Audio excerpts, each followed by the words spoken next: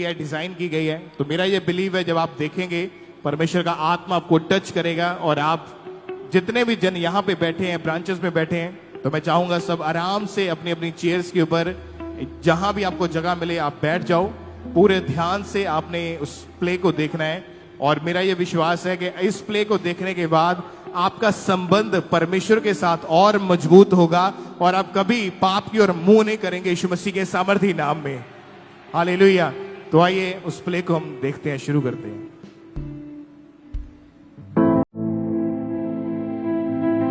Abraham का बेटा इसहाक, इसहाक का बेटा याकूब, याकूब का बेटा यूसुफ। ये वही यूसुफ था जिसे परमेश्वर सपनों में बात करता था। वो यूसुफ जो परमेश्वर के वचन के ऊपर विश्वास करने लगा, सच्चाई में, पवित्रताई में स्थिर रहकर परमेश्वर के साथ एक गहरे संबंध में चलने लगा। और यहां से एक ईश्वरीय यात्रा की शुरुआत हुई, एक ऐसी यात्रा जो यूसुफ को करनी थी। जब वो यात्रा शुरू हुई तो उसके अपने ही भाई ईर्ष्या से अंधे होकर उसे गुलामी में बेच देते हैं। दास्ता की बेड़ियां, झूठे आरोप, जेल की सलाखें, हर कदम पर दर्द और अपमान। फिर भी यूसुफ ने हार नहीं मानी।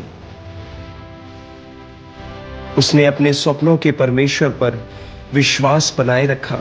यह कहानी है कैद से महल तक की, आंसुओं से विजय तक की, और असंभव से संभव तक की। आइए देखते हैं यूसुफ, सपनों का राजकुमार।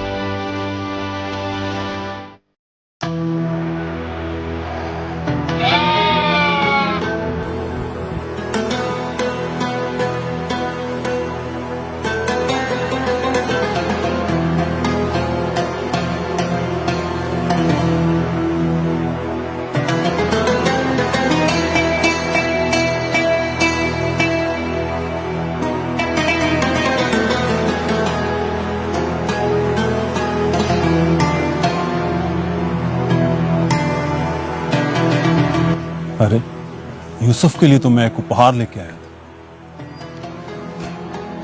यूसुफ, मेरे पुत्र, मेरी बात सुनो।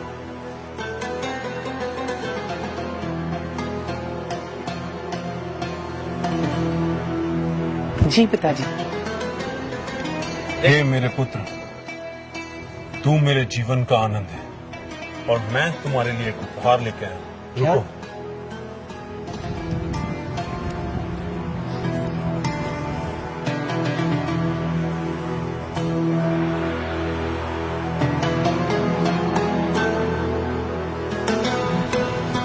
देख मेरे पुत्र, ये रंग बिरंगा अंगरखा मैंने तेरे लिए लिया। मेरे लिए? हाँ, तेरे लिए।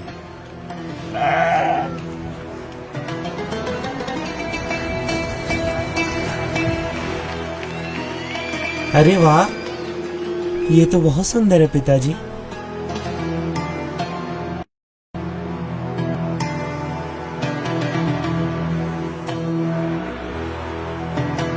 हे मेरे भाई बेनियामीन, क्या तुझे अपने भाई का ये नया वस्त्र अच्छा लगा? बेटा बहुत सुंदर लग रहे हो। क्या पिताजी मैं सच में इतना सुंदर लग रहा हूँ? बिल्कुल, बहुत सुंदर लग रहे हो, अपने बाप की तरह। पिताजी, मैं इसे अपने भाइयों को दिखा के आता हूँ। नहीं, वो अपने काम में व्यस्त हो।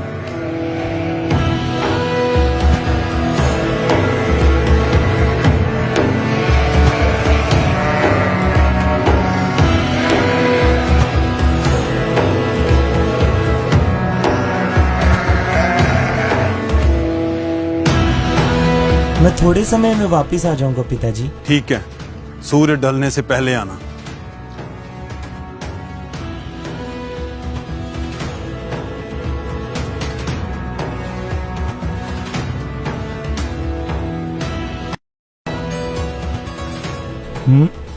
तुम्हारे चरवाहे कहाँ पे हैं?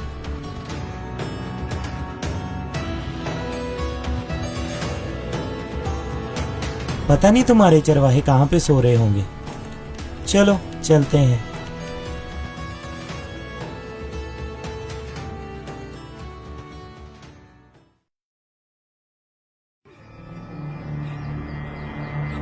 अरे वो देखो स्वप्नदर्शी आ रहा है, पिता की चापलूसी करने वाला।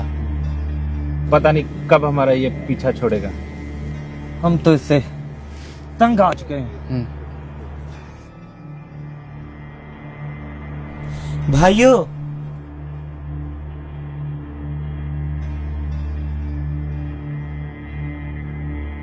भाइयों, क्या तुम है? यहाँ पे आराम कर रहे हो, तुम्हारी भेड़ें वहाँ पे तितर बितर हुई पड़ी हैं। जो काम करते हैं वही आराम करते हैं। तुम तो बस पिता की चापलूसी करना जानते हो, और तुम होते कौन हो में ऐसे बोलने वाले? छोटे हो तो छोटे बनकर रहो। और ये क्या पहना है तूने? मुझे लगता है पिता। हाँ, पिताजी ने मुझे दिया है, मुझे ये बहुत पसंद है। और देखा, पिताजी मुझसे कितना प्यार करते हैं, और उन्होंने मेरे लिए ये बनवाया है। कैसा लग रहा हूँ मैं? रुक, तुझे हम बताते हैं। छोड़ो, छोड़ो। यहूदा, शमौन, छोड़ो उसे। तुम क्यों हर वक्त उसके पीछे पड़े रहते हो? जाओ जाकर अपना काम करो। उसे बच्चा जानकर तुम इतना चढ़ा रहे हो उसे। ये मेरे साथ ही ऐसा क्यों करते हैं हर बार? क्या इसमें मेरी गलती है कि मैं अपने पिता का सबसे चहेता हूँ? यूसुफ, जाओ जाकर उधर काम करो। क्यों? मैं उनके साथ क्यों नहीं जा सकता? मैं तुमसे बड़ा हूँ, तुमने सुना नहीं? जाकर उधर काम करो, जाकर भेड़ों को चराओ। ठीक है।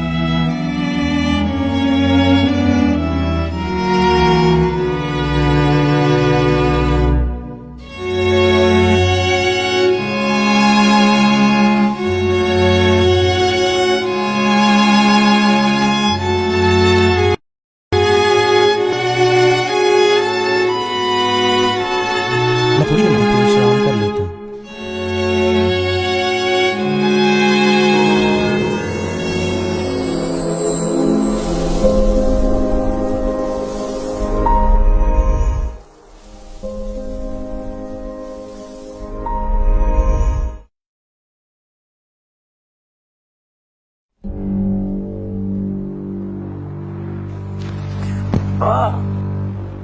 ये किस लिए? तुम काम के समय सो रहे हो। वो तो मेरी थोड़ी सी झपकी लग गई थी। थोड़ी सी झपकी?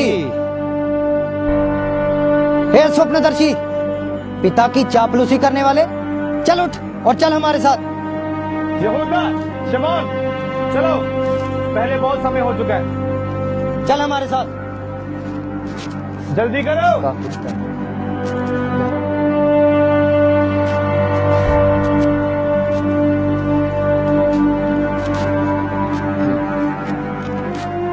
तुम्हें उस पर इतनी सख्ती नहीं बरतनी चाहिए। क्यों इतना सताते हो उन्हें? वो बहुत बिगड़ चुका है। वह सबसे छोटा है। नहीं, बिन्यामीन सबसे छोटा है। और तुम सबसे बड़े हो।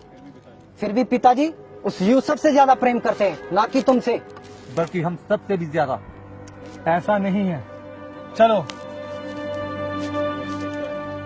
वो भी बच्चा है, उसके साथ इतनी ज्यादा सख्ती नहीं करनी चाहिए। सुनो भाइयों, मुझे एक स्वप्न आया है। यूसुफ, अभी बस भी करो। शाम ढलने को हमें समय से घर लौट जाना चाहिए। लेकिन सुनो तो सही, मैंने बहुत ही अद्भुत सपना देखा, और उसमें मैं क्या देखता हूँ? हम लोग खेत में पूले बांध रहे हैं, और मेरा पूला उठकर सीधा खड़ा हो गया, और तब तुम्हारे पूलों ने मेरे पूले को चारों तरफ से घेर लिया और उसे दंडवत किया। बस कर यूसुफ, ये कैसा स्वप्न देखा है तूने? हम तुझसे ज्यादा मेहनत करते हैं, और क्या तू हम पर प्रभुता करेगा? इसका कहने का मतलब है कि हम इसे दंडवत करेंगे और इसे प्रणाम करेंगे। पर जो मैंने देखा वो बिल्कुल हकीकत लग रहा था। यूसुफ, अब बस भी करो। चलो घर, और पिताजी हमारा इंतजार कर रहे हैं।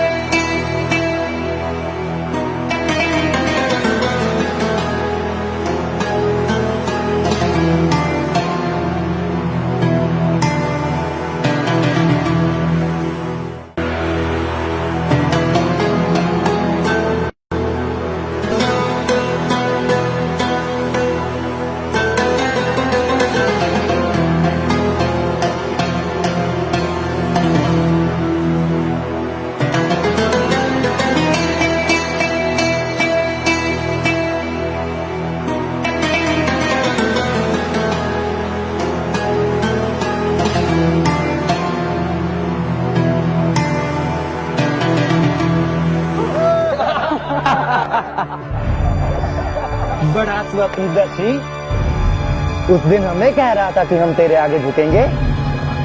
तू तो हमारे आगे झुक रहा है। हमें कहता था कि हम इसे दंडवत प्रणाम करेंगे। बड़ा स्वप्नदर्शी, हमें कह रहा था कि हम तेरे आगे झुकेंगे। कहता था कि हम इसे दंडवत प्रणाम करेंगे, अब ये हमें दंडवत प्रणाम कर रहा है। स्वप्नदर्शी, क्या कहता था हम झुकेंगे तेरे आगे? थोड़ा से क्या कर रहे तुम? आया बड़ा पिता की चापलूसी करने वाला, हर वक्त हमारी शिकायतें करता रहता है और खुद कोई काम नहीं करता है। चुप करो, क्यों उसके साथ ऐसा व्यवहार करते हो? भाई है वो हमारा। क्या कर रहे हो? क्यों झगड़ रहे हो तुम लोग? ये क्या कर रहे हो? क्यों झगड़ते रहते हो तुम लोग? क्या वजह है? पिताजी, यूसुफ को एक सपना आया। एक सपना?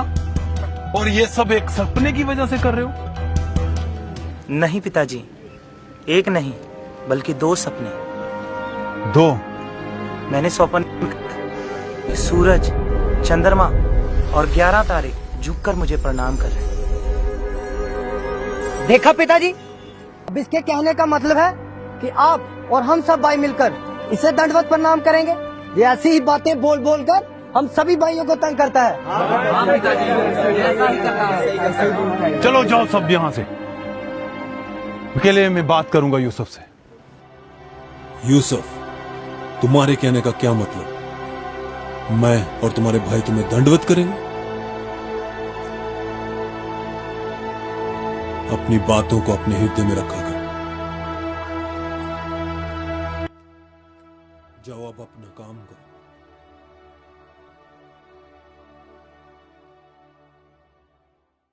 यूसुफ के स्वप्न केवल उसकी कल्पना नहीं थे, वे परमेश्वर का संदेश थे। परंतु सभी हृदय इस सत्य को स्वीकार नहीं कर पाते। उसके भाइयों का मन ईर्ष्या से भर उठा और यहीं से शुरू हुआ एक ऐसा सफर जिसकी मंजिल वह खुद भी नहीं जानता था।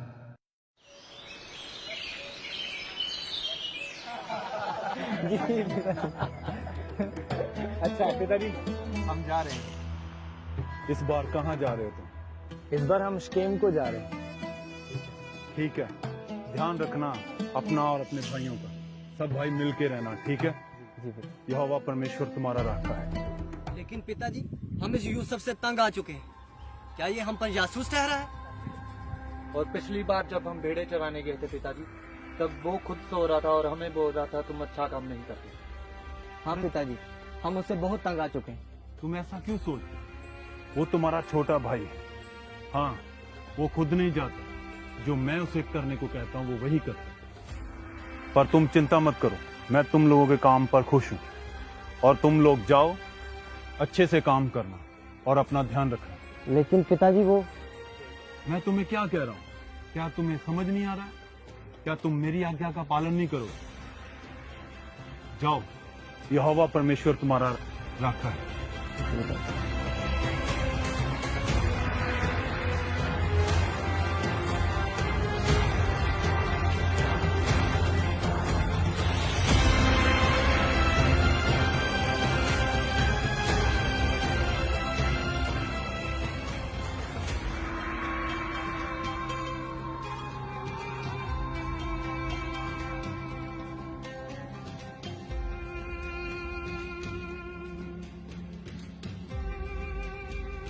पिताजी, ये कहाँ पे जा रहे हैं? ये काम के सिलसिले में शकेम को जा रहे हैं। क्या मैं भी इनके साथ जाऊं? तुम नहीं जा रहे, तुम यहीं रुको। पर पिताजी, मुझे जाना है इनके साथ। नहीं नहीं, तुम अभी छोटे हो, तुम यहीं रुकोगे। ठीक है पिताजी।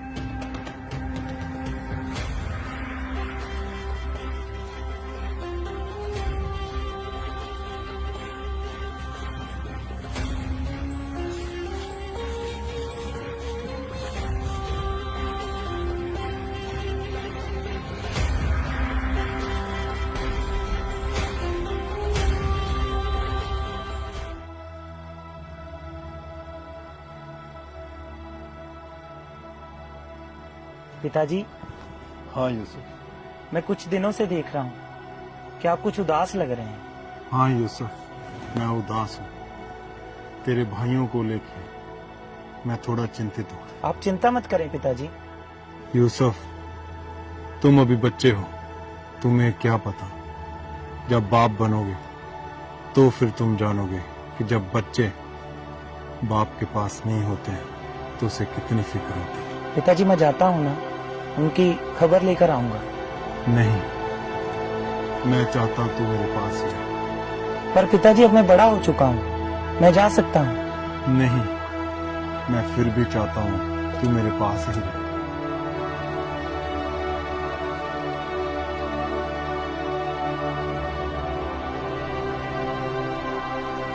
पिताजी मैं कुछ दिनों बाद वापस आ जाऊंगा। मुझे पिताजी की बहुत याद आ रही है। हाँ, मुझे भी।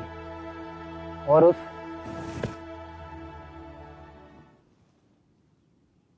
यहूदा, शमौन, क्या अब तक तुम उसकी बात से नाराज हो? वो बच्चा है अभी, काम पे ध्यान दो अपना। मैं अब तक भी उस बात को नहीं भुला पा रहा। वो कैसे पिताजी को शर्मिंदा कर रहा था अपने स्वप्न बता कर। वो अपने स्वप्न बताकर हमें हर वक्त तंग करता रहता है।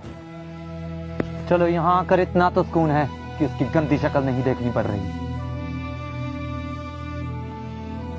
गंदी शक्ल फिर से देखनी पड़ेगी। क्या क्या मतलब है तुम्हारा?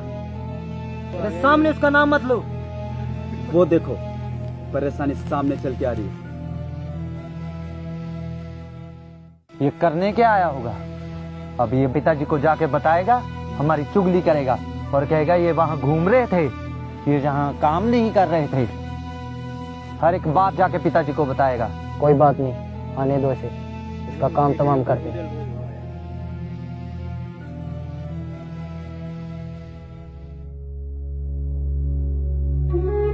कोई बात नहीं, आने दो इसे। ये आ तो रहा है लेकिन वापस नहीं जाएगा। आज हम इसे खत्म कर देंगे। हाँ, आज इसे मार ही देंगे हम। यहूदा, ये क्या तुम घटिया बातें कर रहे हो? क्या तुम यूसुफ को मारना चाहते हो? खून बहाना पाप है। ये क्या तुम उसके लिए षड्यंत्र रच रहे हो? बस कर रूबेन, ज्यादा धर्मियों जैसी बातें मत कर। आज हम इसे ऐसे नहीं जाने देंगे, मार देंगे इसे। अगर हम उसे आज मार भी देंगे तो तू भी उसे भूल जाएगा। हाँ यहूदा बिल्कुल ठीक कह रहा है। नहीं, वो हमारा भाई है, वो हमारा ही खून है, हमारे पिता का बेटा है। हम उसको मार नहीं सकते। तुम ऐसा करो, उसे मारने से अच्छा है तुम उसको उस गड्ढे में फेंक दो। हाँ, ये अच्छा है कि हम उसे उस गड्ढे में फेंकें।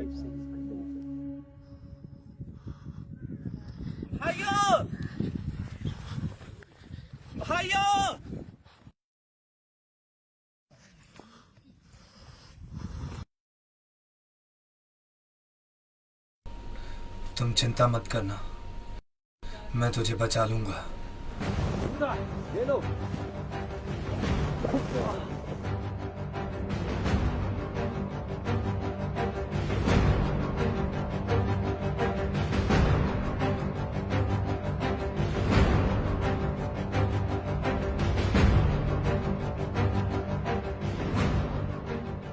आया बड़ा स्वप्नदर्शी, उठाओ इसको और फेंको उस गड्ढे में।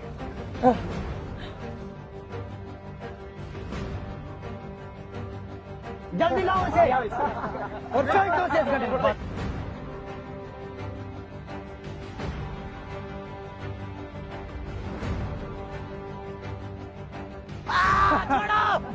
ले ले, छोड़ दिया तुझे। स्वप्नदर्शी, ये पिता की चापलूसी करने वाला।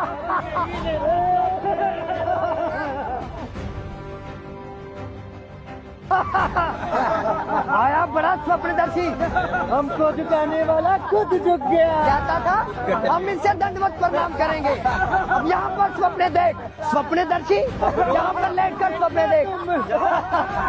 आया बड़ा स्वप्नदर्शी, कहता था मुझे छोड़ दो, छोड़ दिया मुझे बाहर निकालो। रुबे, रुबे, मुझे बाहर निकालो। मेरी गलती क्या है? तुमने मुझे गड्ढे में क्यों डाल दिया? मुझे बाहर निकालो।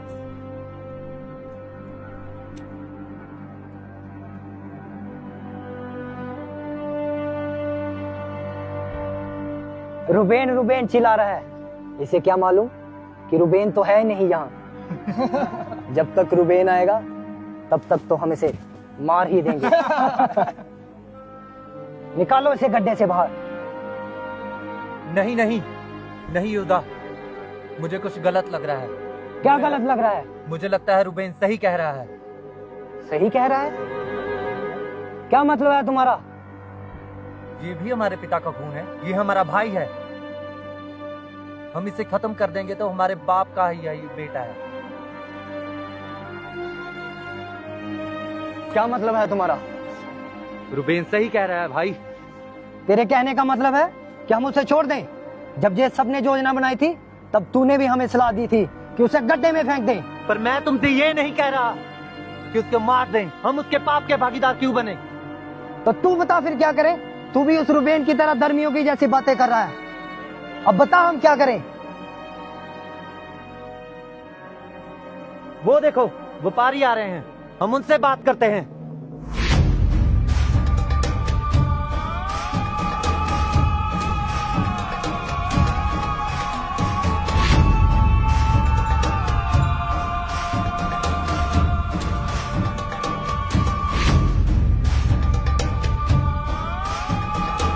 यहूदा, शिमोन, रुबेन, मुझे बाहर निकालो। मुझे बाहर निकालो।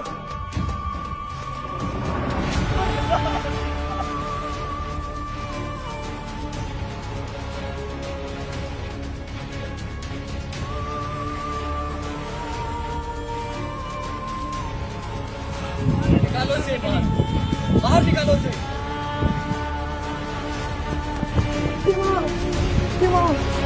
पकड़ो इसे।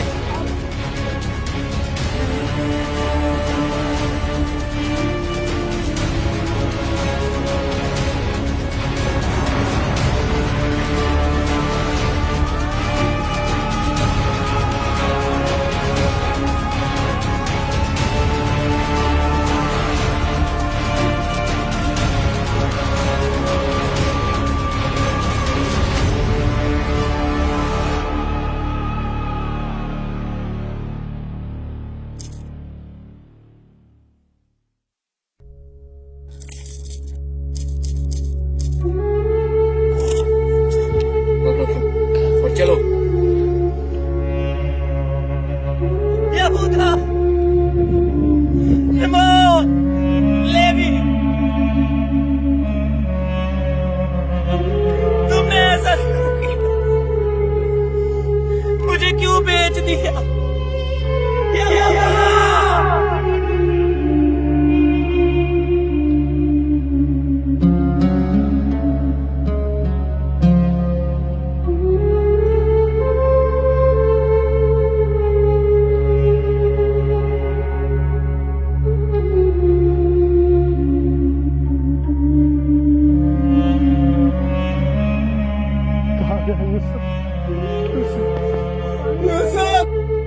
यूसुफ, यूसुफ, यूसुफ,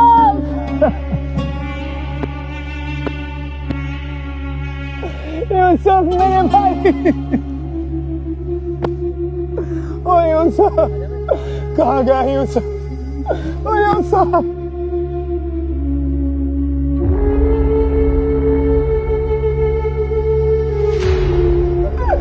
ओ यूसुफ, यहूदा कहाँ है यूसुफ? क्या किया तुमने उसके साथ? वही किया जो बहुत समय पहले कर देना चाहिए था।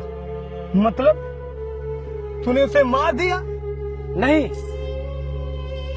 बेच दिया उसे मैंने। हाँ, बेच दिया उसे मैंने मिस्रियों के हाथ।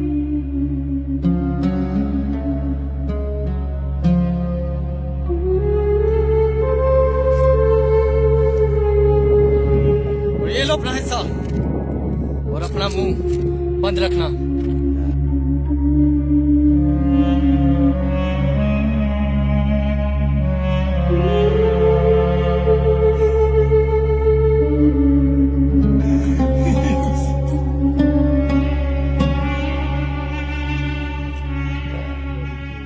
हम पिताजी को क्या जवाब देंगे? उसकी चिंता मत करो तुम रुबेन, उसका भी इंतजाम मैंने कर रखा है।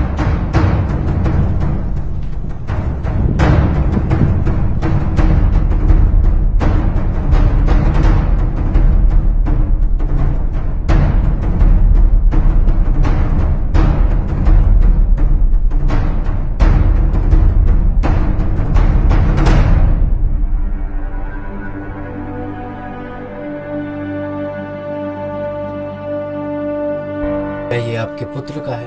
हाँ, ये तो यूसुफ का है। ये मुझे जंगल में झाड़ियों में फंसा हुआ मिला। क्या? जी, ये मुझे जंगल में मिला, झाड़ियों में फंसा हुआ। मुझे तो लगता है किसी जंगली जानवर ने उसे मार दिया होगा।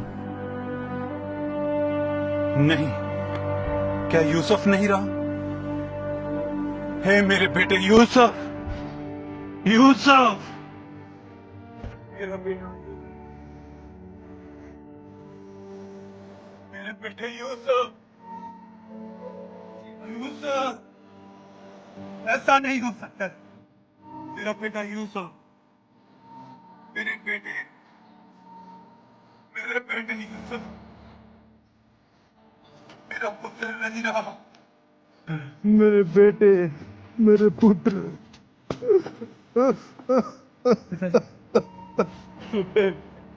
यहूदा, यूसुफ,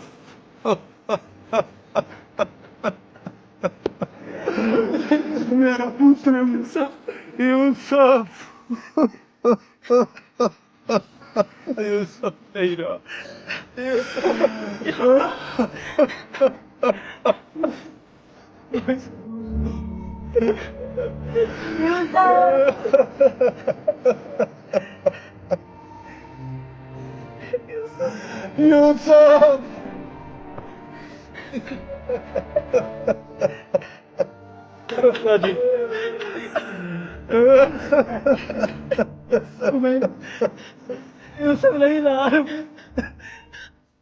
जिस भाई का हाथ थामकर उन्होंने बचपन बिताया, उसी भाई को उन्होंने अनजान कारवां के हवाले कर दिया। रेगिस्तान की तपती हवाओं यूसुफ की जिंदगी गुलामी की बेड़ियों में बंध गई।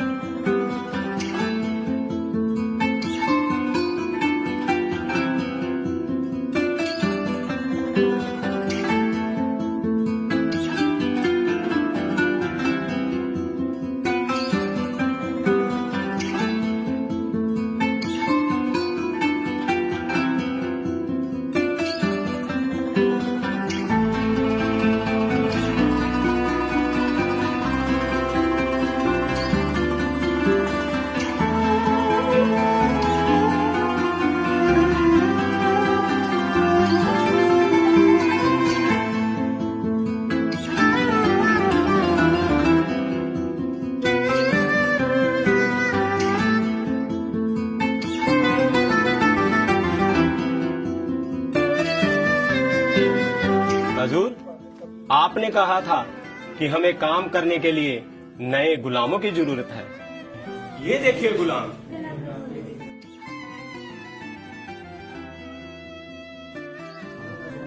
ये गुलाम चाहिए, काम चोर नहीं चाहिए। आइए हुजूर, मेरे पास गुलाम है और इब्री हैं। आइए। आओ देखते हैं।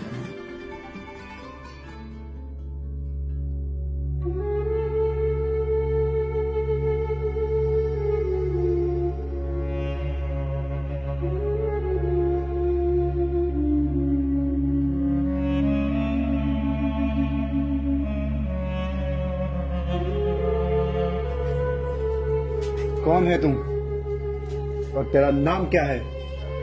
मेरा नाम यूसुफ है और मैं कनान से हूँ और मैं किसी का गुलाम नहीं हूँ। और तू क्या प्रधानमंत्री है? मुझे यही चाहिए। क्या दाम है इसका? हुजूर, आपके लिए सिर्फ 50 शेकल। 50 शेकल बहुत ज्यादा है, लेकिन इसके लिए इसे लेकर आओ। ये लीजिए, और ये गुलाम हमें चाहिए।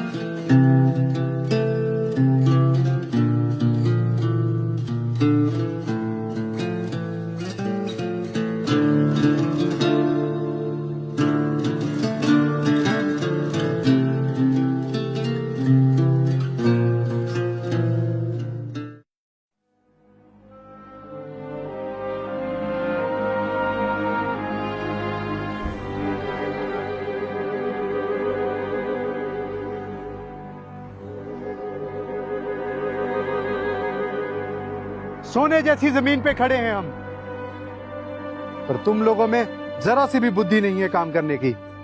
पर मालिक, हम तो दिल लगाकर काम कर रहे हैं। पर मैं तुम्हारे काम से संतुष्ट नहीं हूँ।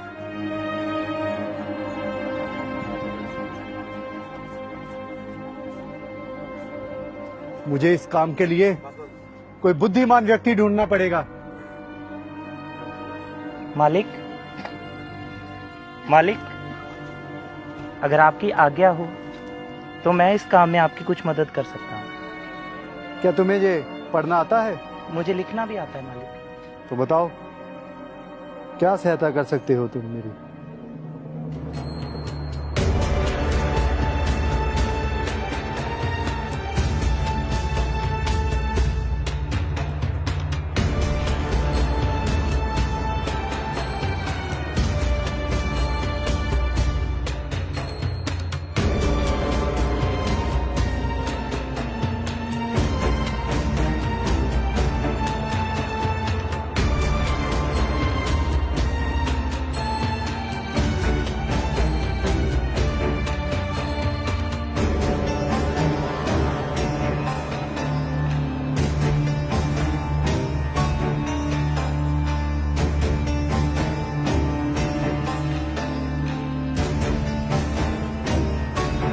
मैंने कल उस गुलाम यूसुफ को काम करते देखा।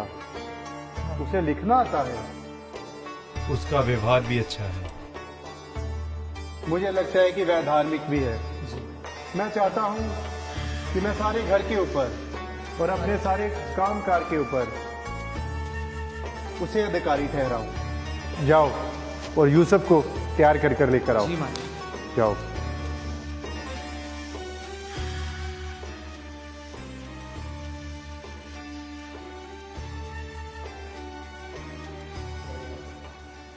आओ यूसुफ, तुम जब से नौकर बनकर मेरे घर में आए हो, मेरे सारे काम सफल हुए हैं।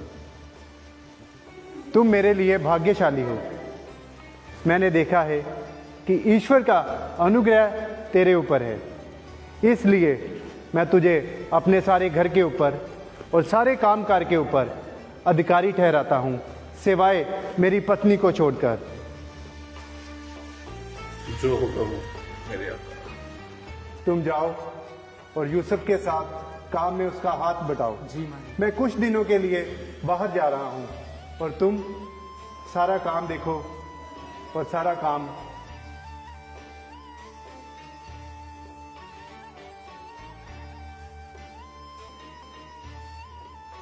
अरे अरे सीधे हो जाओ मालकिन आ रही है। मालकिन की जय हो, मालकिन की जय हो।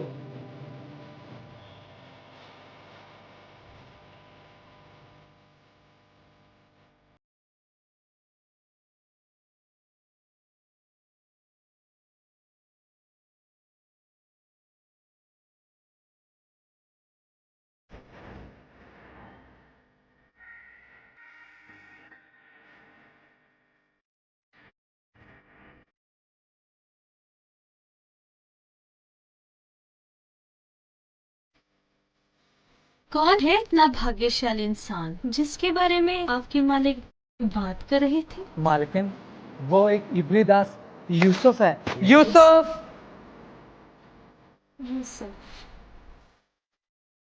ठीक है, सुनो, तुम जाओ। अच्छा, तो तुम हो यूसुफ? जी मालिकिन। इसलिए मेरे स्वामी ने तुम्हें सारा अधिकार दिया है। सुना है तुम बहुत बुद्धिमान हो,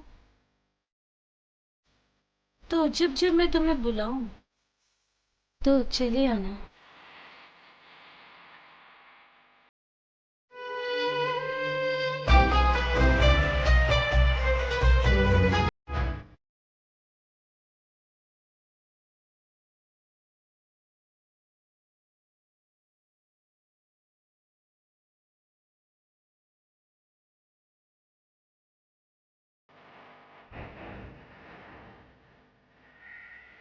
यूसुफ को बुलाया जाए।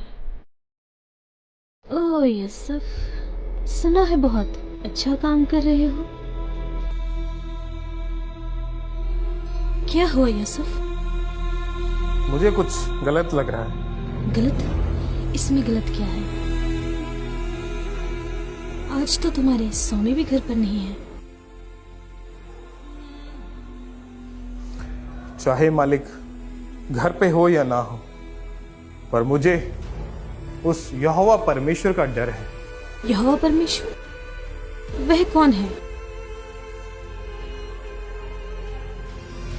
वो सब कुछ जानता है और उसे सब कुछ दिखता है, और व्यभिचार करना एक पाप है।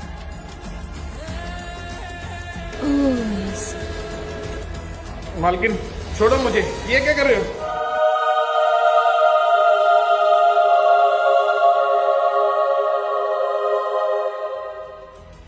यूसुफ, अब देख मैं तेरा क्या हल करती हूँ।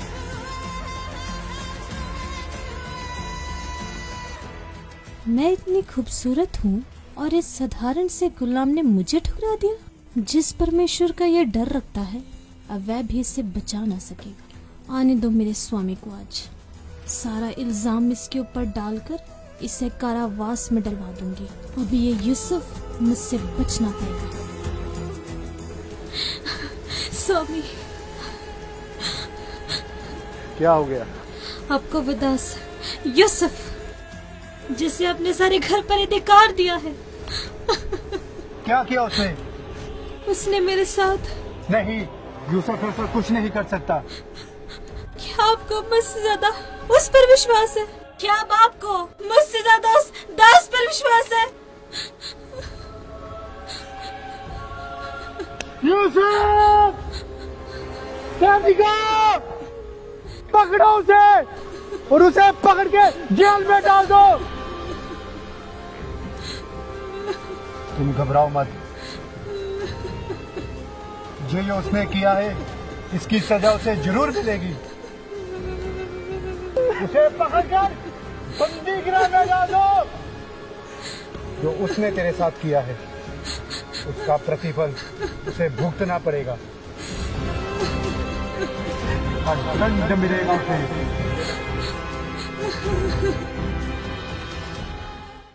झूठे आरोप, टूटी प्रतिष्ठा और कैद की अंधेरी सलाखें पर यूसुफ का हृदय अडिग रहा। वह जानता था चाहे मनुष्य उसे छोड़ दें, उसका परमेश्वर उसे कभी नहीं छोड़ेगा।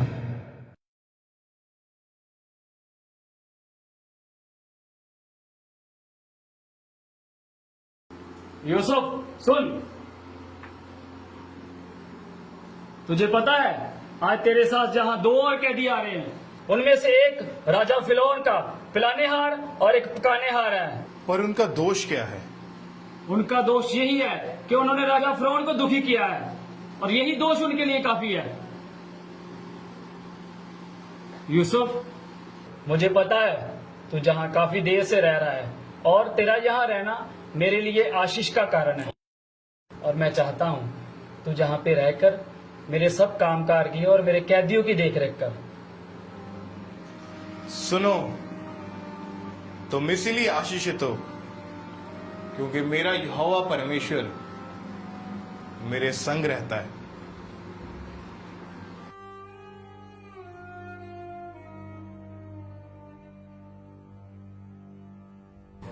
फेंको इन दोनों को अंदर।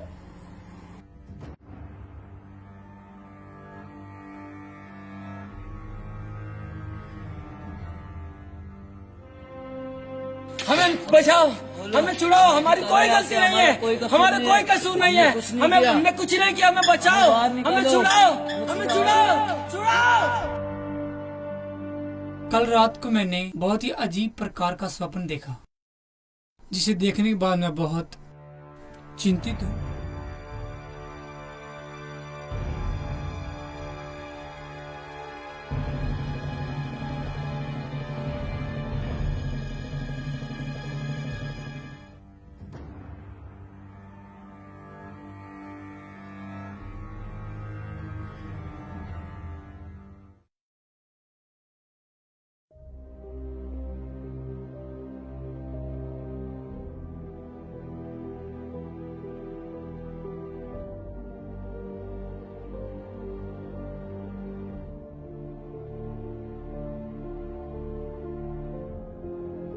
तुम बहुत उदास लग रहे हो। तुम दोनों क्यों उदास हो?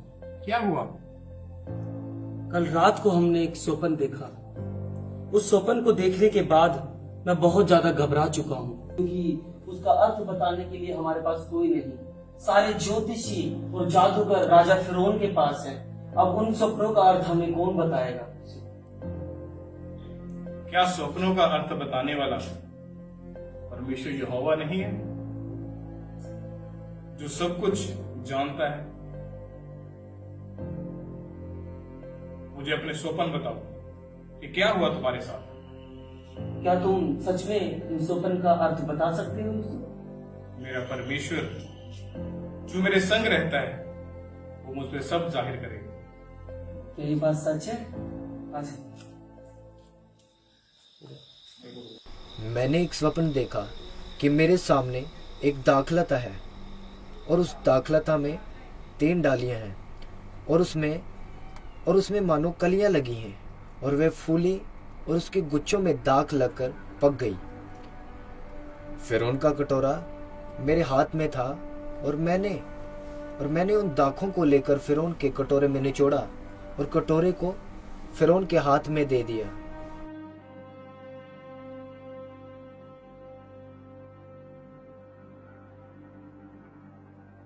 तीन डालियों का मतलब है 3 दिन। अब से 3 दिन के भीतर राजा फिरौन तुझे फिर से तेरे पद पर नियुक्त करेगा और पहले के समान तू फिर से उसका कटोरा उसके हाथ में दिया करेगा। मेरी एक बात याद रखना, जब तू अपने पद पर दोबारा से नियुक्त कर दिया जाए तो राजा से मेरी चर्चा करना, क्योंकि मैं एक इब्री पुरुष हूं और धोखे से मुझे बेचा गया और अब भी मैं बिना किसी कसूर के इस जेल में बंद हूं। जब राजा तुझे ये अच्छी खुशखबरी दे तो मेरी चर्चा राजा फिरौन से करना। मैंने भी एक स्वप्न देखा। क्या देखा तुमने? मैंने देखा कि मेरे सिर पर 3 टोकरियां हैं, उन सफेद रोटी की 3 टोकरियां हैं और राजा फिरौन के लिए उस टोकरी में सब पकी पकाई वस्तुएं रखी हुई हैं।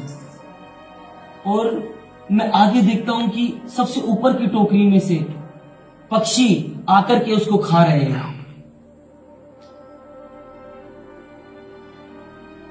और इस स्वप्न के बाद मैं बहुत ज्यादा डर गया कि ये क्या है।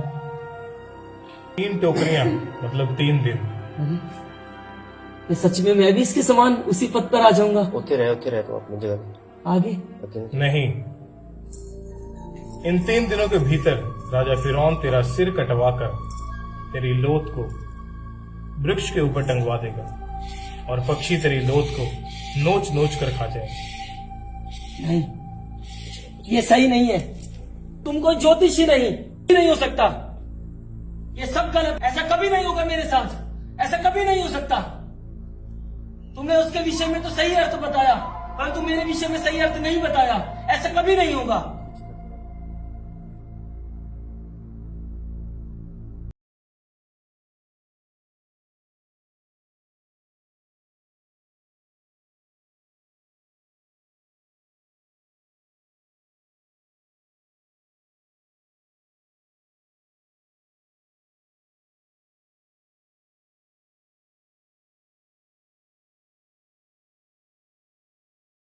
इतने चिंतित क्यों हो तुम?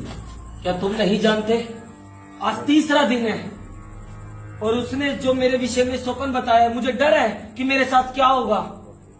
और मुझे बहुत डर लग रहा है क्योंकि आज 3रा दिन है, कहीं उसका कहा हुआ सच ना हो जाए। ज्यादा चिंतित मत हो, शांत हो जा, परेशान ना हो, कुछ नहीं होगा।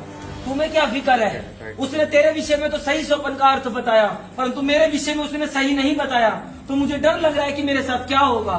कुछ नहीं होगा, शांत रहे, कुछ नहीं होगा, चिंता ना कर। तुम चुप रहो।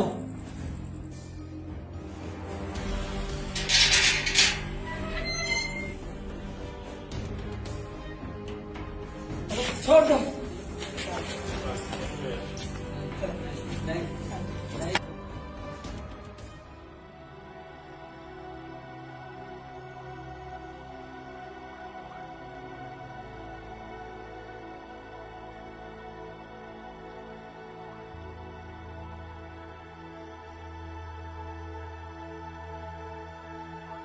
मेरा परमेश्वर मेरे संग है, उसने मुझे कभी भी छोड़ा नहीं। तो मुझे छुड़ाए या ना छुड़ाए, तब भी वो मेरा परमेश्वर है। और मुझे उस सच्चे परमेश्वर के ऊपर पूरा विश्वास है कि वो मुझे इस कैद से छुड़ा लेगा और ऊंचा करेगा।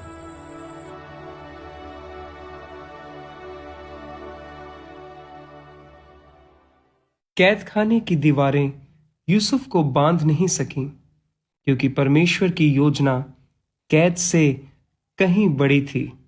स्वप्नों का अर्थ बताने के वरदान ने महल के द्वार उसके लिए खोल दिए।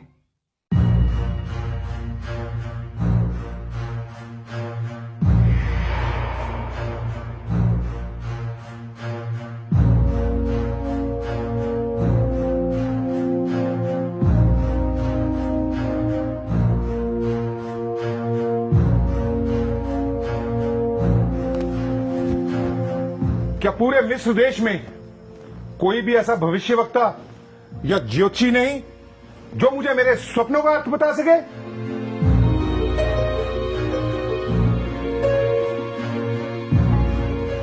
मुझे तो यह समझ नहीं आती कि मैंने तुम लोगों को रखा ही क्यों है। मुझे लगता है कि मैं मूर्खों के बीच में घिर गया हूं। तुम सब के सब मूर्ख हो। क्या पूरे मिस्र देश में तुम्हें कोई ऐसा एक भी मनुष्य नहीं जानता जो मेरे व्याकुल मन को शांत कर सके? क्या मैंने निकम्मों की फौज भर्ती कर रखी है? सबके सब मूर्ख लगते हैं मुझे।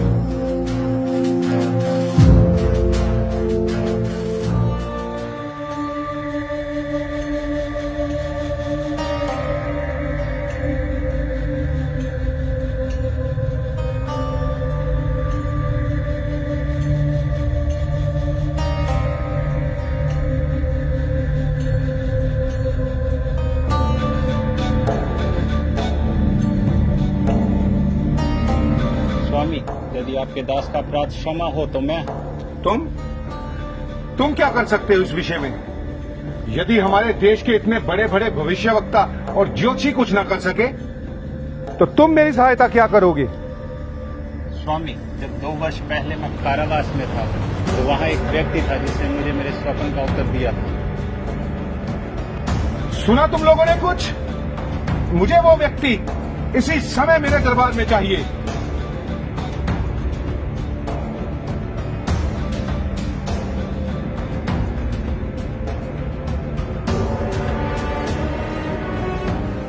क्या तुम हो वो मनुष्य जो सपनों के अर्थ बताता है?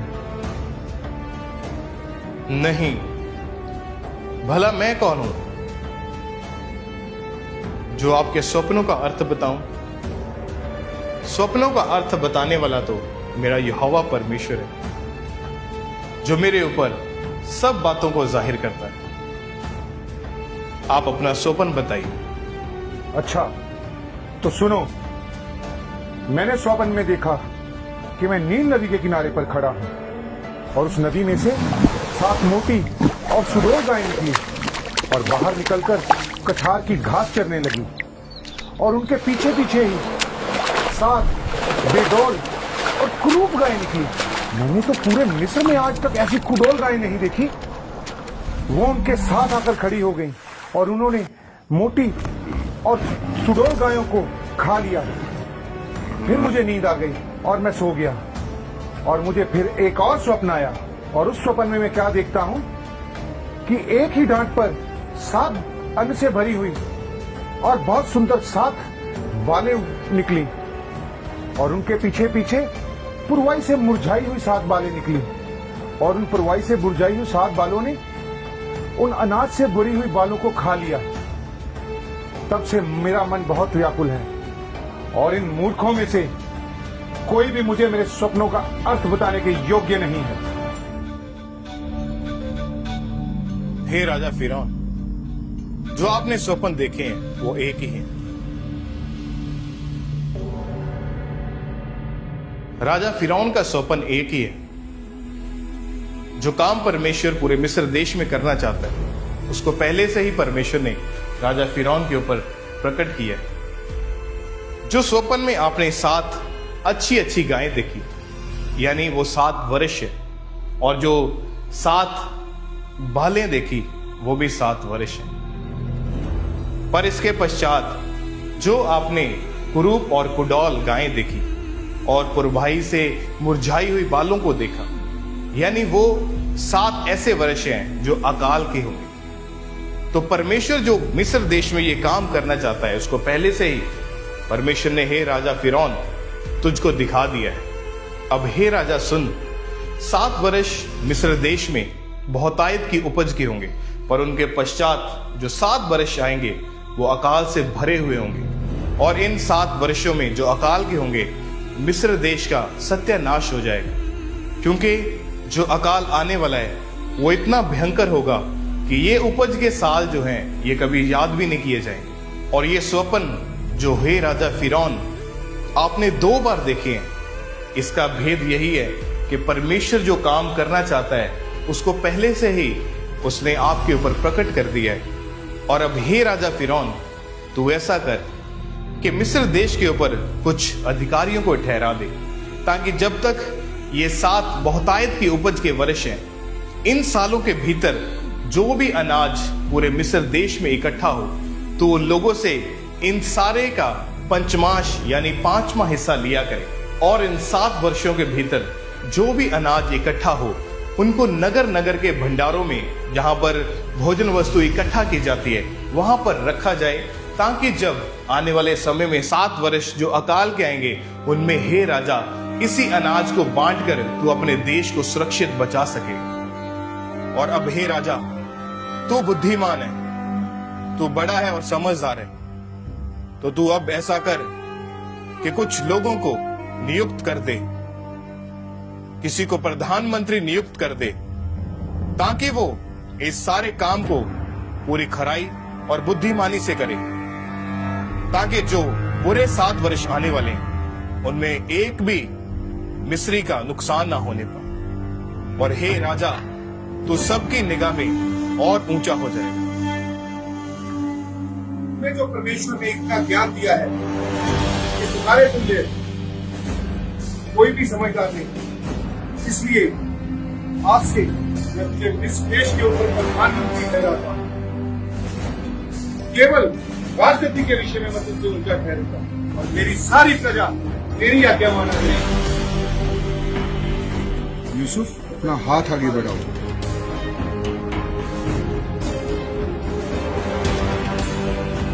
आज से मैं तुम्हें मिस्र देश के ऊपर प्रधानमंत्री नियुक्त करता हूं। मिस्र देश के नए प्रधानमंत्री के लिए वस्त्र उपस्थित किए जाएं।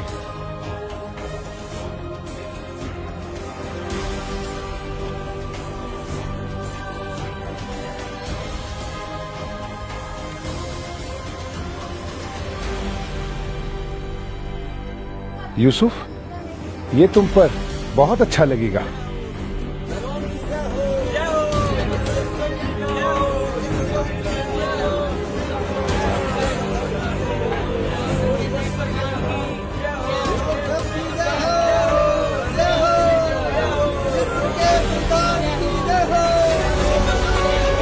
ये है मिस्र का नया प्रधानमंत्री।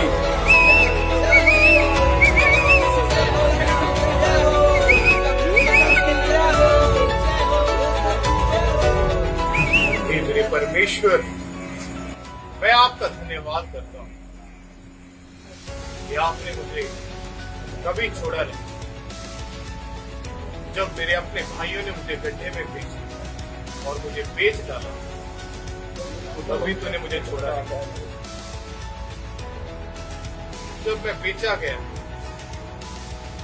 और एक दास की तरह मुझसे काम करवाया गया, तब भी तूने मुझे नहीं छोड़ा। जब मैं जेल खाने में बंद था और कोई मेरी सुनने वाला नहीं था, वहां पर भी तूने मुझे एक उच्च अधिकारी बनाया। और आज तूने मेरी शर्मिंदगी को जड़ से खत्म करके मुझे पूरे मिस्र देश के ऊपर प्रधानमंत्री ठहराया। परमेश्वर, मैं ये वायदा करता हूं कि मैं सारी उम्र आपकी सेवा करूंगा और इसी तरह से आपके साथ वफादार बना रहूंगा। मेरा विश्वास है आप हमेशा मेरे साथ हैं। जिन्होंने मेरे साथ बुराई की, मैं उन्हें क्षमा करता हूं। जिन्होंने मेरे साथ धोखा किया, मैं दिल की गहराइयों से उन्हें माफ करता हूं। जिन्होंने मुझ पर जुर्म किए, उन्हें मैं क्षमा करता हूं, क्योंकि हे परमेश्वर, आपने मुझे कभी छोड़ा नहीं और मैं ये वफादारी आखिरी सांस तक आपके साथ बनाए रखूंगा। मैं आपका धन्यवाद करता हूं। आप महान परमेश्वर हैं। वही युवक जिसे कभी एक दास समझकर बेचा गया, आज मिस्र के सिंहासन के दूसरे स्थान पर बैठा है।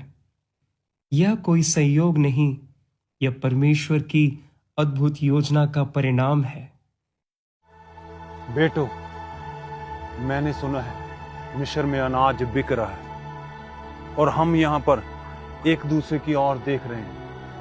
अगर ऐसे ही बैठे रहेंगे तो निश्चय ही मर जाएंगे। हाँ पिताजी, आपने सही सुना। मिस्र के गोदाम भरे हुए हैं। फिर देर किस बात की? तुम लोग जाओ, अनाज को खरीद कर लाओ ताकि हम उसे खाएं और जीवित रहें।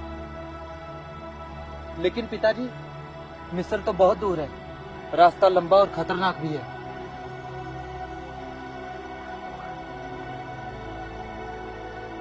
बेटा, खतरों से हमें नहीं डरना। चाहे कुछ भी हो, परमेश्वर हमारे साथ है। हाँ, बिन्यामीन मेरा छोटा है और वो मेरे साथ रहेगा। वो आपके साथ नहीं जाएगा। तुम जाओ और अनाज लेके आओ। परमेश्वर तुम्हारे साथ है। जैसा आप कहते हैं पिताजी, हम वैसा ही करेंगे।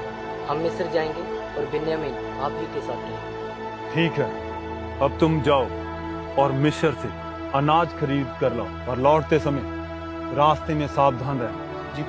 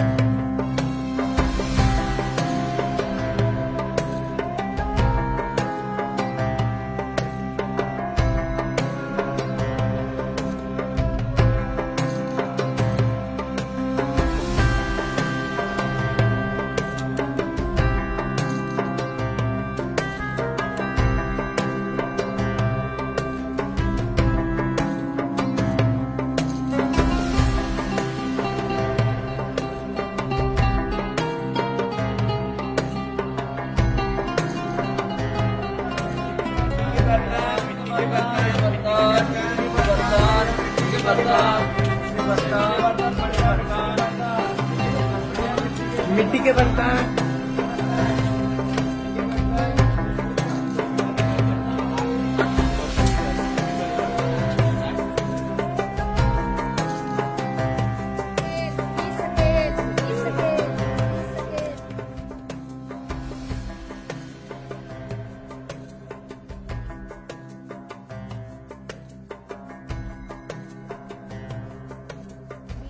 ऐसे ही पूछता है।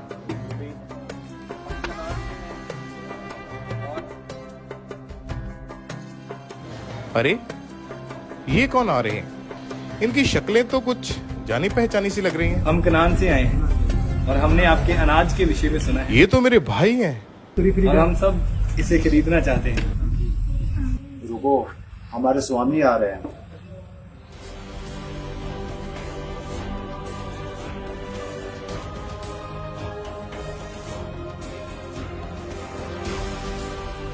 मिस्र के पठान, जल्दी करो, हम सब इन्हें दंडवत करते हैं।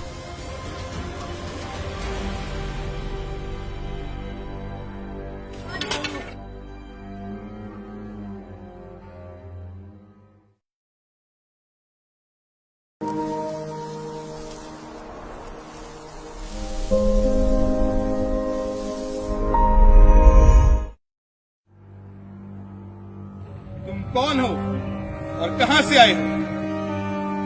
स्वामी, हम चरवाहे हैं और कनान देश से आए हैं और हम यहाँ पर अनाज खरीदने के लिए आए हैं। तुम सब जासूस हो। क्षमा करें प्रभु, क्या कहा आपने? मुझे पता है तुम सब यहाँ जासूसी करने के लिए आए हो ताकि मिस्र देश के ऊपर हमला कर सको। स्वामी, हम तेरे दास मिस्र में सिर्फ भोजन वस्तु इकट्ठा करने आए ताकि हम इस भयंकर अकाल में बच सके और अपने परिवारों को बचा सके। और स्वामी, हम तेरे दास हैं, कोई जासूस नहीं। तुम सब झूठ बोल रहे हो। मेरे प्रभु, हम याकूब के 12 पुत्र हैं। सबसे छोटा वो घर है अपने पिता के पास और एक वो मर चुका है।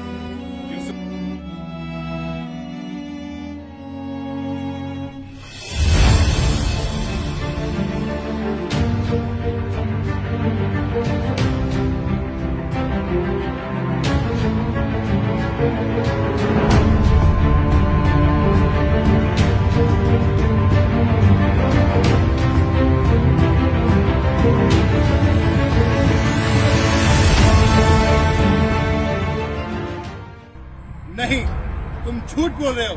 तुम सब जासूस हो, सबके सब जासूस हो। सैनिकों, पकड़ लो इन्हें और बंदी गृह में डाल दो।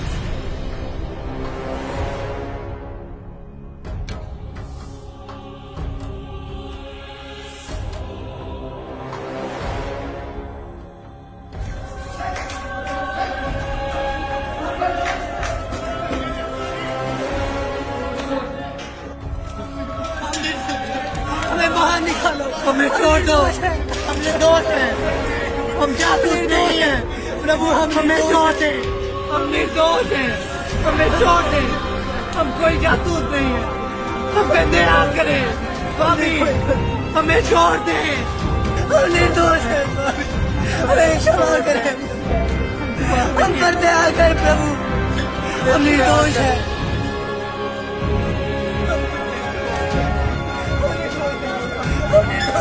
हम निर्दोष हैं, हम जासूस नहीं, हम पे दया के बैठे हैं, हम निर्दोष हैं, हम निर्दोष हैं, हम निर्दोष हैं, पर दया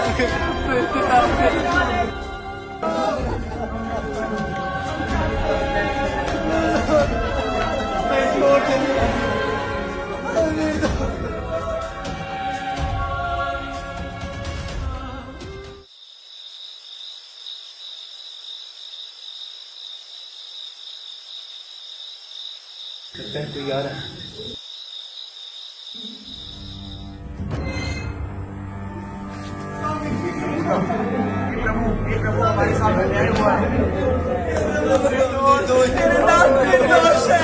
चुप रहो। यदि तुम जीवित रहना चाहते हो तो जैसा मैं बोलूं ऐसा करो, नहीं तो मार डाले जाओगे। क्या ये हमें मार डालेंगे? क्या क्या हमारी जान खतरे में है? चुप रहो। मैं परमेश्वर का भय मानने वाला हूं। जो मैं तुम्हें कहता हूं वैसा ही करो। उनमें से एक तो बंदी बनकर यहाँ रहना पड़ेगा, बाकी सब यहाँ से अनाज लेकर अपने पिता के घर लौट जाओ। पर हाँ, जब तुम वापस आओ तब तुम्हारे साथ तुम्हारा छोटा भाई भी आना चाहिए। नहीं, ऐसा नहीं हो सकता। इससे ये बात साबित होगी कि तुम जो बोल रहे हो वो सच है। तो अब सलाह कर लो, तुम में से कौन यहाँ रुकने वाला है और कौन वापिस जाने वाला है। ऐसा नहीं हो सकता, हमें माफ कर दो प्रभु, हमें निर्दोष है प्रभु,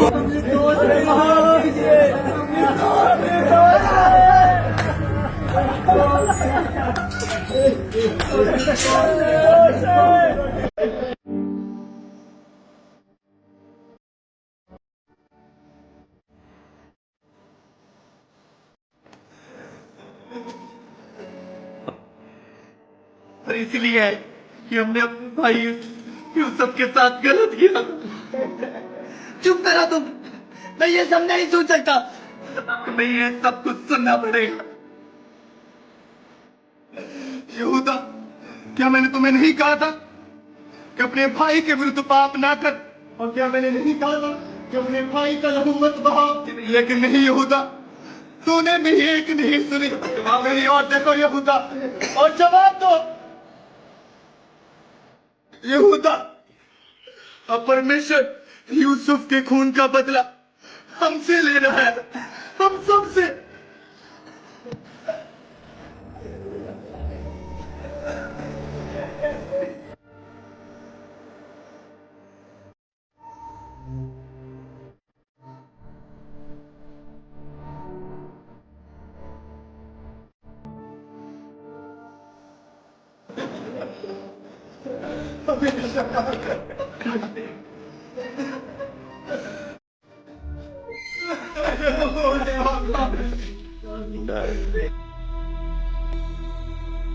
सैनिकों, इसे पकड़ लो, यही कैद में रखो। मुझे छोड़ दो, मुझे छोड़ दो। तुम निकलो, निकलो जल्दी से, अपनी भोजन मत उठाओ, निकलो यहाँ, निकलो यहाँ। छोड़ दो मुझे, छोड़ दो। रुबेन, यहूदा।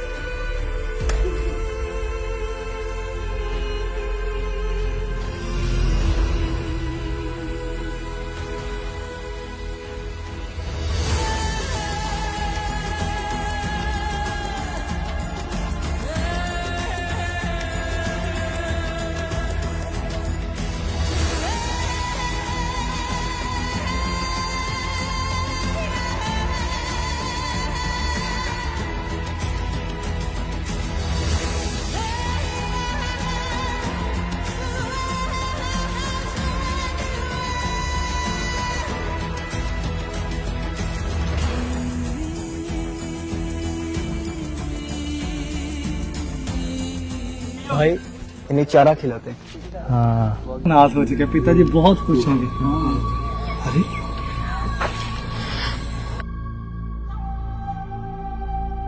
ये सिक्के कहाँ से आए? यहूदा देखो।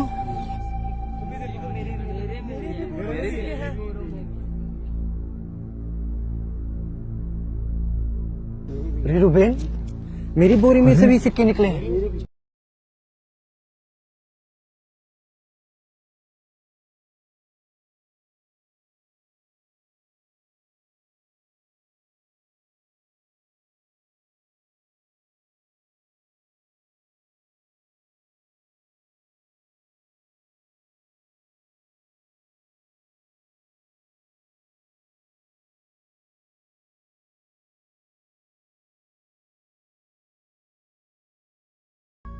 देखिए हम आ गए। पिताजी, मेरे पुत्र, मैं बहुत ही खुश हूं। मेरा परमेश्वर यहोवा तुम्हें आशीषित करे। लेकिन शमौन कहाँ है शिमोन? क्या हुआ उसके साथ? रुबेन, क्या हुआ उसके साथ? तुम सब झूठ बोल रहे हो। मेरे प्रभु, हम याकूब के 12 पुत्र हैं। सबसे छोटा वो घर है अपने पिता के पास, और एक वो मर चुका है। नहीं, तुम झूठ बोल रहे हो। तुम सब जासूस हो, सब के सब जासूस हो। सैनिकों, पकड़ लो इन्हें और बंदीगृह में डालो।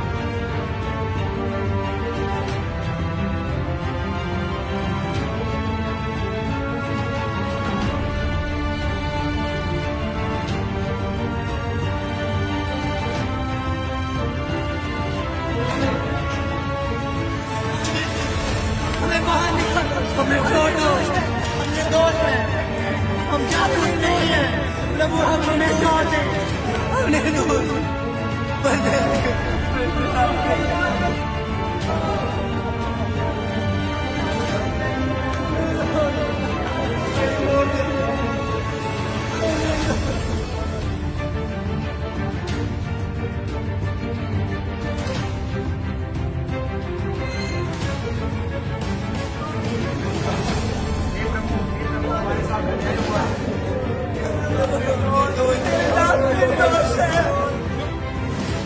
मार डालेगा।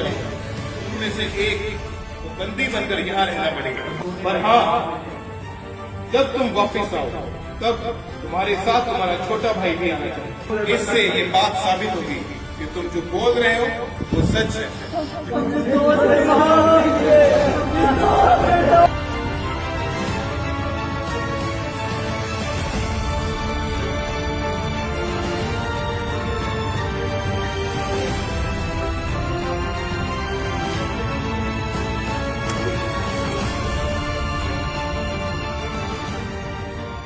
इस तरह उसने हमारे भाई शिमोन को कैद कर लिया। और हमें ये ढेर सारा अनाज देकर यहाँ भेज दिया। और उसके बाद जब हमारे दिल उस घटना से भरे हुए थे, तो जब हमने अपने गधों के ऊपर जो थैले रखे थे उनको देखा, तो उनमें वही सिक्के पड़े थे जो हमने अनाज के लिए उनको दिए थे।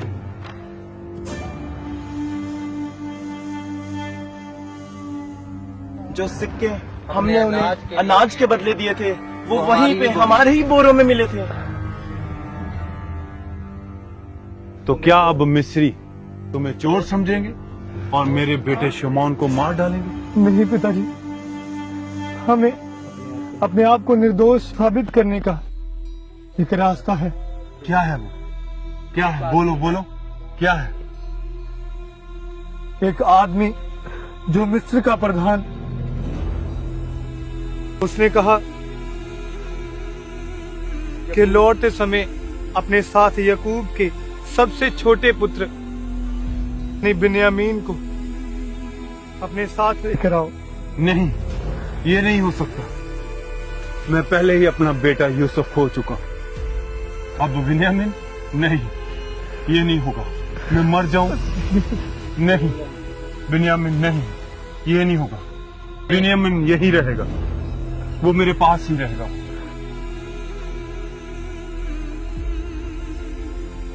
लेकिन पिताजी, उसने कहा कि वो तब तक शमौन को नहीं छोड़ेगा जब तक हमारा सबसे छोटा भाई यानी बिन्यामीन हमारे साथ मिस्र में नहीं जाता। वो मेरे पास ही रहेगा यहाँ पर, वो नहीं जाएगा। पिताजी,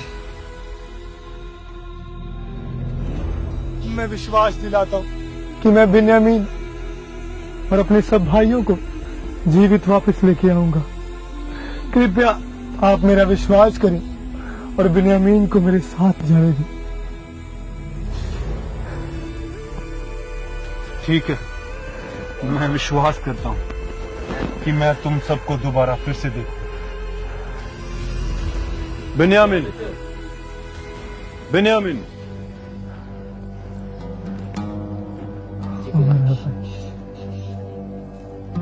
तुम अपने भाइयों के साथ जाओ,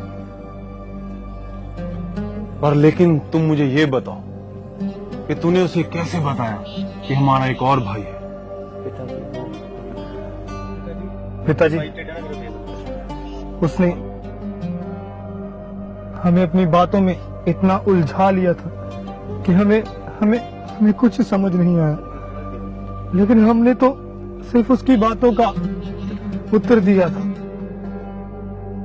पता नहीं कैसे हम उसकी बातों में आ गए। पता नहीं। पिताजी, अगर हम बिन्यामीन को वापस ना लेके आए तो मैं और मेरी जान और जो कुछ भी मेरा है, मैं सब कुछ आपको समर्पित कर दूंगा।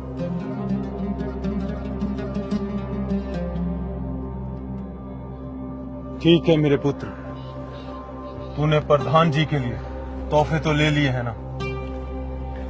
जी पिता। अगर ये परमेश्वर की इच्छा है और वो मेरे प्रिय पुत्र को भी लेना चाहता है तो मैं इसे स्वीकार करूंगा। जाओ बिन्यामीन, तुम अपने भाइयों के साथ जाओ, परमेश्वर तुम्हें आशीषित करेगा।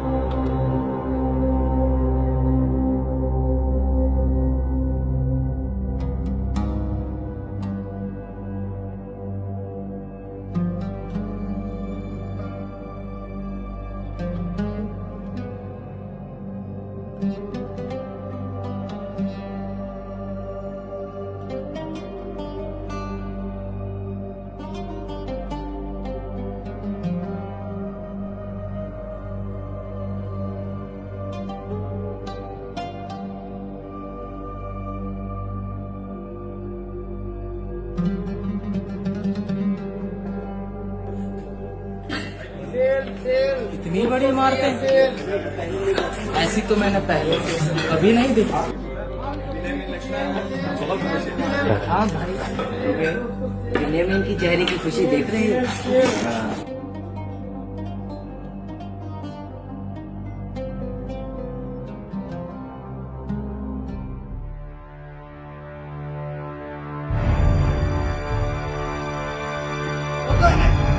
लेके चलो इनको मेरे साथ।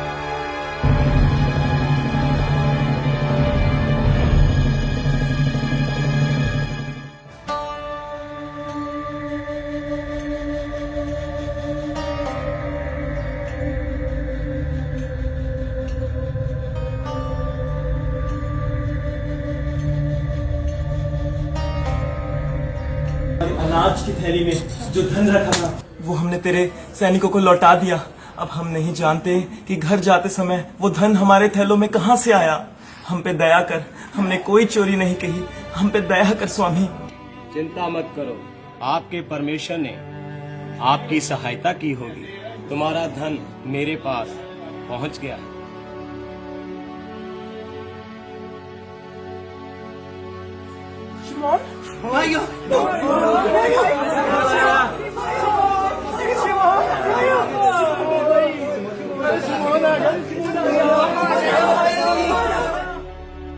आओ, मैं तुम्हें अपने स्वामी के घर लेके चलता हूँ।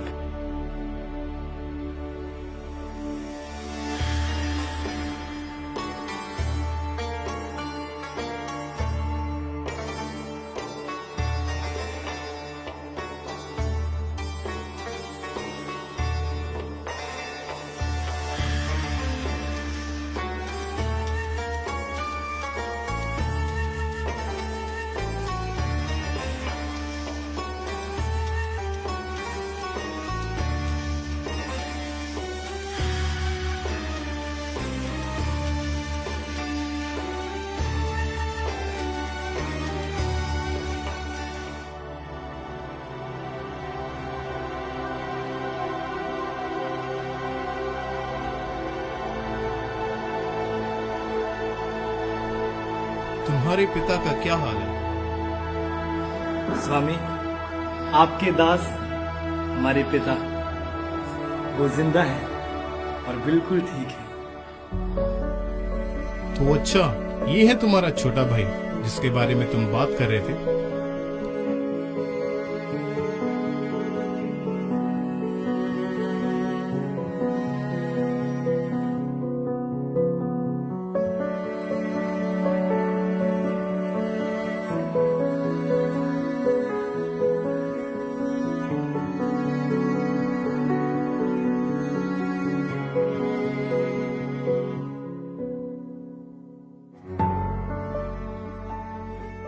बिन्यामीन, वो तुम्हें क्या कह रहे थे?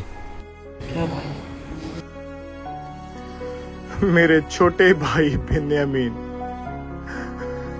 मैं तुमसे बहुत बहुत प्यार करता हूं। मैंने ये कभी नहीं सोचा था कि मैं कभी दोबारा अपने भाइयों से इस तरह मिलूंगा।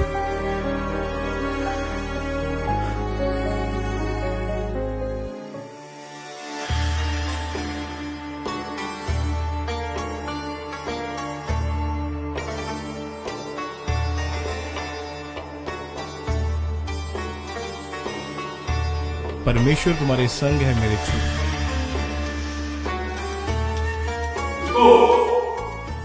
तुम यहाँ पर नहीं, इन सब को यहाँ अंदर पर लाओ बैठो। और इन्हें खाना दो। और तुम वहां नहीं, यहाँ पर आकर बैठो। और तुम सबसे छोटे हो ना, तुम वहां पर जाकर बैठो।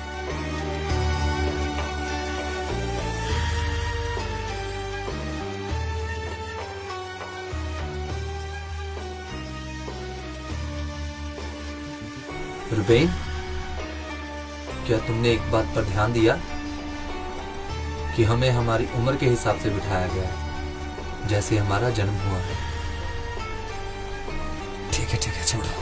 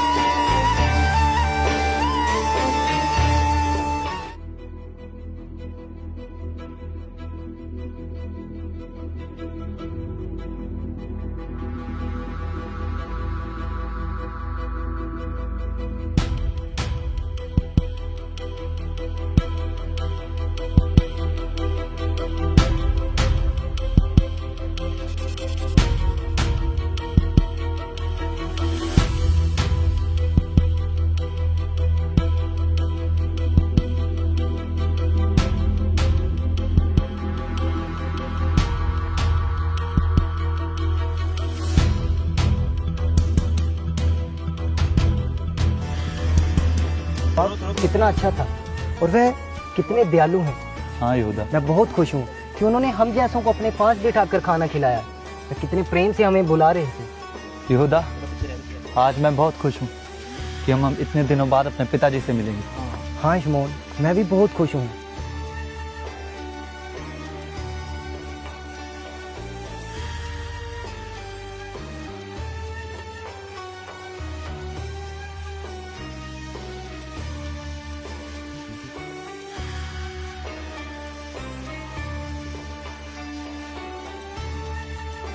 ये क्या है? ये किसने चुराया? और ये किसके थैले से निकला है? ये तुम सभी चोर हो। थैला तो मेरा है, लेकिन मैंने इसे नहीं चुराया। हम भला ऐसा क्यों करेंगे? आपको कोई गलत फहमी हुई? क्या है? कहाँ से आया? पकड़ लो सिपाहियों सबको।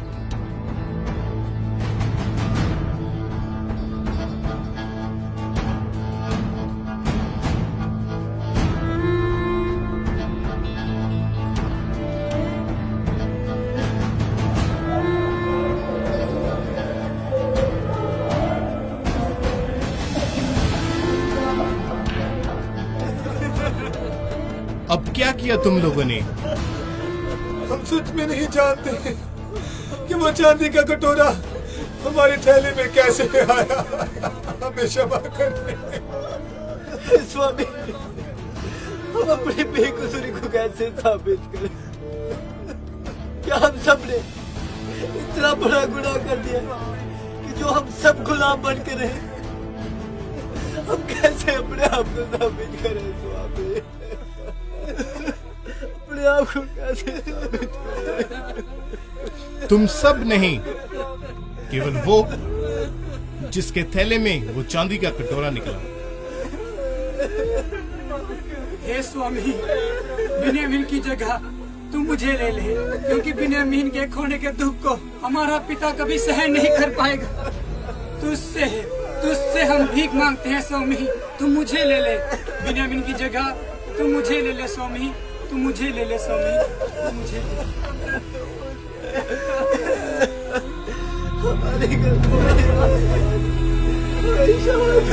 जाओ, चले जाओ यहाँ से और मुझे अकेला छोड़ दो यहाँ पर।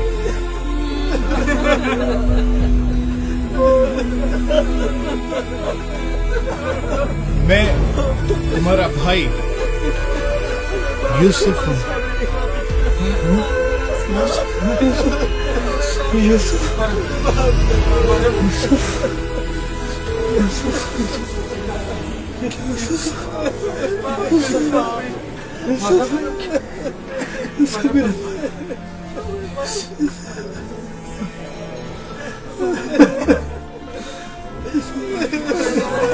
ये पर भाई, अरे तुम रो क्यों रहे हो? ये तो आनंद मनाने का समय है, इसमें डरने की क्या बात है? हमारा भाई यूसुफ जीवित है, ये तो बहुत खुशी की बात है। तुम डर भी रहे हो, ये तो आनंद मनाने का समय है, तुम रो भी रहे हो। हमारे भाई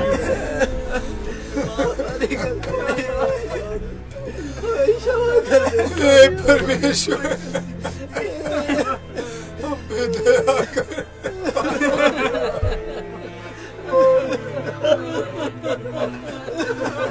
ये सिर्फ और सिर्फ मेरी गलती है। माफ करना स्वामी, तेरी बात हमारा भाई है, हमारा भाई है, हमारा भाई है।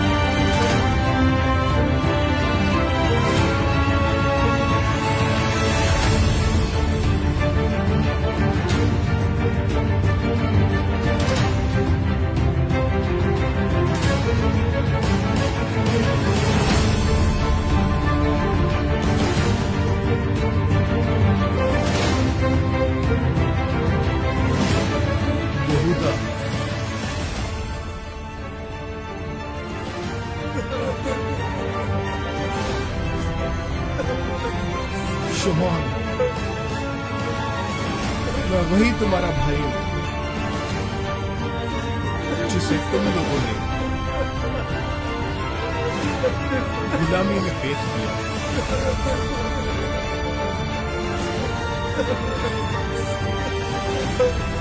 पर अब मत रो,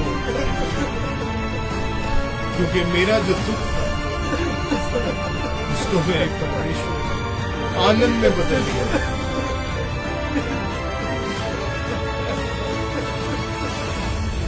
तुम सब मेरे भाई हो। मेरी गलती नहीं है। मैंने तुझे बेच दिया। मेरी गलती क्षमा कर, क्षमा कर। परमेश्वर ने मेरे सारे दुख आनंद में बदल दिया है। अब सुनो, पिछले 2 वर्षों से यहाँ पर अकाल चल रहा है और ऐसा हो आगे 5 साल फिर हो। यहाँ पर ना तो कुछ बोया जाए और ना ही कुछ काटा जाए, पर मेरी वफादारी को देखकर ईश्वर ने मुझे इस काबिल बनाया कि मैं लोगों की जिंदगियों को बचाने के लिए एक बड़ा काम कर सकूं। परमेश्वर ने मुझे ऊंची पदवी दी। तुम सब मेरे भाई हो। मैं तुम सबसे प्रेम करता हूँ।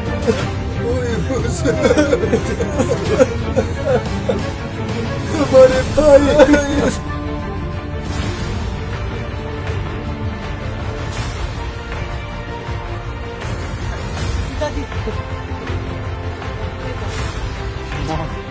बिन्यामीन, तुम सब कुशल से? पिताजी, आपके लिए एक और बहुत बड़ी खबर है। क्या? मिशन में सब कुछ ठीक था? जी पिताजी। जी, आपका बेटा, हम सबका भाई, अभी यूसुफ भी जीवित है। हाँ पिताजी, यूसुफ जीवित है और वो मिस्र का प्रधान बन चुका है। पिताजी, पिताजी, यूसुफ जीवित है। हम सभी ने उसे अपने गले से लगाया और अब वह चाहता है कि आप भी हमारे साथ चले और इस अकाल के दिन में हम सब जीवित रह सके। हाँ पिताजी। क्या मेरा बेटा यूसुफ जीवित? जी पिताजी, हमारा भाई यूसुफ जीवित। चलो, मैं उसे मिलना चाहता हूँ। जल्दी चलो।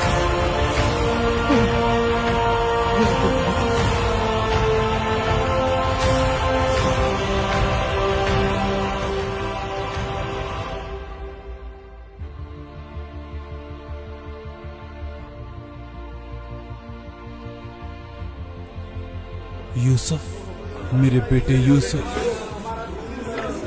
मेरे बेटे।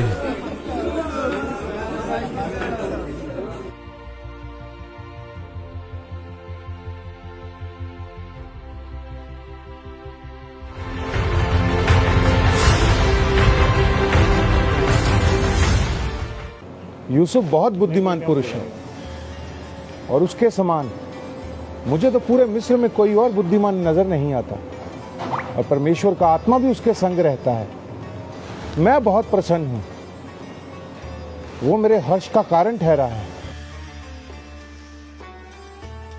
यूसुफ कहां पर है? अच्छा, तो वो अपने भाइयों के साथ और अपने पिता के साथ हमारे पास आ रहा है।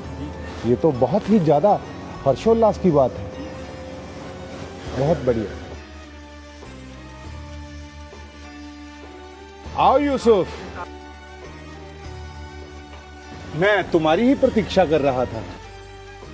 हे राजा फिरौन, ये मेरे भाई हैं जो कनान देश से यहाँ पर आए हैं। अच्छा, तो ये तुम्हारे भाई हैं? हे हमारे स्वामी, हम कनान से चरवाहे हैं और सालों से हमारे बाप दादा यही काम करते हैं और कनान में भारी अकाल पड़ने के कारण हमारी भेड़ बकरियों के पास कुछ खाने को चारा ना रहा और इसलिए हम आपके देश में परदेसी बन के रहना चाहते हैं। तुम लोग व्यर्थ चिंता क्यों करते हो? तुम्हारा भाई यूसुफ, इसे मैंने पूरे मिस्र पर प्रधान ठहराया है और तुम लोग चिंता कर रहे हो। यूसुफ, तुम्हारे भाई व्यर्थ चिंता कर रहे हैं यूसुफ। रहते इनको चिंता करने की आवश्यकता नहीं।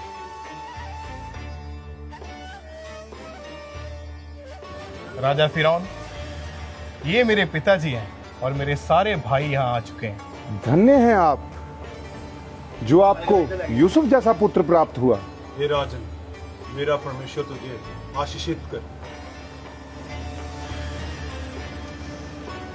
इसके जैसा बुद्धिमान मैंने पूरे मिस्र में कोई नहीं देखा, और इसकी बुद्धिमत्ता के कारण ही आज हमारे मिस्र में किसी वस्तु की कोई भी कमी नहीं है।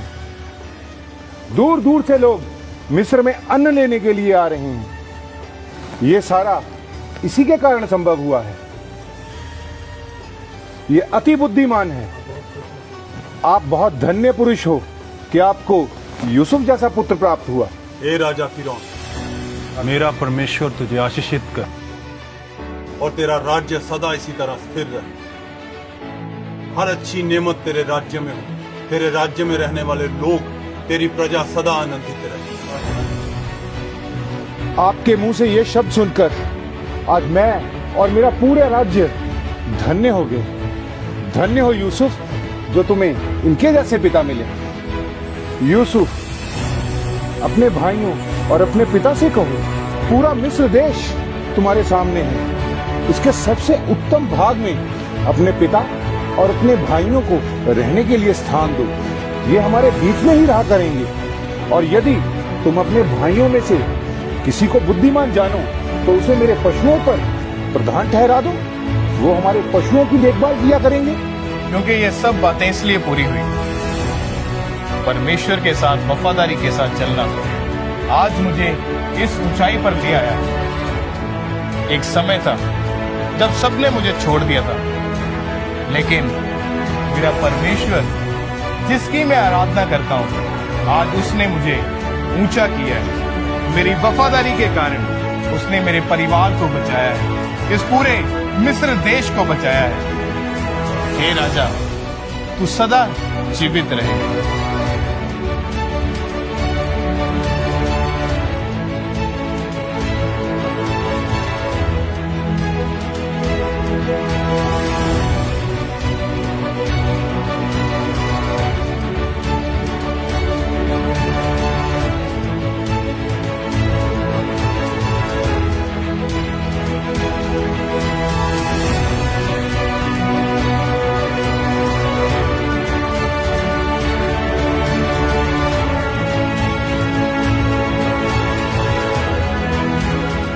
जिस युवक को उसके ही अपने भाइयों ने दास समझकर बेच दिया था, वही युवक आज मिस्र का प्रधान बन गया। जिसे उन्होंने खत्म करने की ठानी, परमेश्वर ने उसे और ऊंचा उठा दिया। वर्षों की पीड़ा, विश्वासघात और आंसू, सब कुछ एक उद्देश्य के लिए था, ताकि यूसुफ उस समय पर खड़ा हो जब अकाल पूरे देश को निगल रहा था और अपने ही भाइयों को, अपने ही परिवार को मृत्यु से वो बचा सके। यूसुफ ने प्रतिशोध नहीं चुना, उसने क्षमा को चुना। उसने अपने अतीत को नहीं, परमेश्वर की योजना को देखा। और यही योजना हमें सिखाती है, चाहे अंधकार कितना भी गहरा क्यों ना हो, यदि हम परमेश्वर के प्रति विश्वास से योग्य रहें तो उसकी ज्योति अवश्य चमकती है। यूसुफ की कहानी यहीं समाप्त होती है, पर विश्वास और क्षमा की यह विरासत सदा जीवित रहेगी।